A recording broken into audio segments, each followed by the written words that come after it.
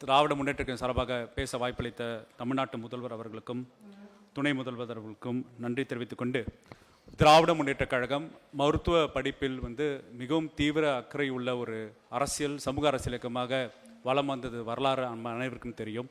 மருத்துவ கட்டமைப்பை வலுவாக அமைத்ததால்தான் 20,000 அரசாங்க மருத்துவர்கள் சமூக நீதி தளத்திலும் 40,000 செவிலியர்களும் 35 அரசாங்க மருத்துவ கல்லூரி தமிழ்நாடு அரசின் செலவில் முழுமையாக நடைபெற்று கொண்டிருக்கிறது.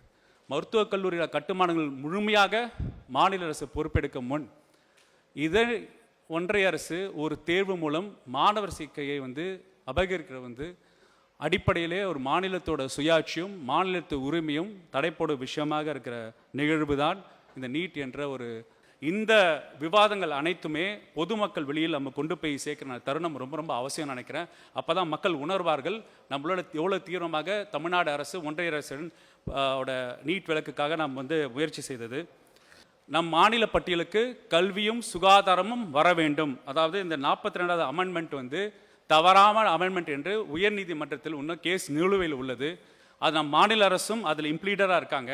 அந்த கேஸ் நம்ம விரைவுபடுத்தணும்னா நம்ம மாநில பட்டியலுக்கு கல்வியும் சுகாதாரம் வந்துவிட்டாலே இந்த மாதிரி ஒன்றிய அரசால் நடத்தப்படுற ஒத்திசை பட்டியலான தேர்வு முறைகள் செல்லாது என்ற ஒரு நிலை ஏற்படும். எப்படி ஒன்றிய அரசினால் நடத்தப்பட்ட நிறுவனங்களுக்கு மட்டுமே நீட் விலக்கை ஒன்றிய அரசு கொடுத்துள்ளது, அப்போ நீட்டை அவங்களுக்கு நம்பிக்கை இல்லைன்னு என்ற வாதம் இருக்கிறது. எப்படி ஒன்றிய அரசினால் நடத்தப்பட்ட நிறுவனங்களுக்கு நீட் விலக்கை கொடுத்து இப்போது அவங்க தேர்வு முறையை அவங்க தனிச்சா நடத்துகிறாங்களோ, அதுபோல் எம்ஜிஆர் பல்கலைக்கழகத்தில் அங்கீகரிக்கப்பட்ட கல்லூரிகள் நம்ம அனைத்து 35 அரசாங்க மருத்துவக் கல்லூரியும் எம்ஜிஆர் மருத்துவக் கல்லூரியின் அடியில் தான் வருது.